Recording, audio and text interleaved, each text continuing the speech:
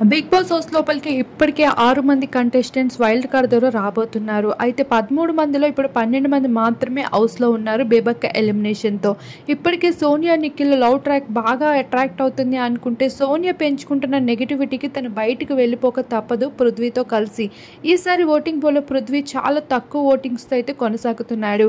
ఇక ఈ భాగంగానే బిగ్ బాస్ యాజమాన్యం భారీ టీఆర్పీని పెంచేందుకు ఏకంగా నిఖిల్ లవర్ అయిన కావ్యకే రంగంలోకి దింపుతూ వచ్చేశారు. తనకి భారీ మొత్తం డబ్బుని చెల్లించడమే కాదు, తను మా టీవీ సీరియల్స్ అన్నిటి నుండి కూడా తప్పుకొని బిగ్ బాస్కి వచ్చేందుకు బంపర్ ఆఫర్ ఇవ్వడంతో పాటు డబ్బును కూడా చెల్లిస్తామని, అలానే తనకి పెట్టుకున్న అగ్రిమెంట్స్ అన్నిటిని మేము రద్దు చేస్తాము అంటూ కూడా భారీ అవకాశాలు అయితే ఇస్తూ వచ్చేసారు.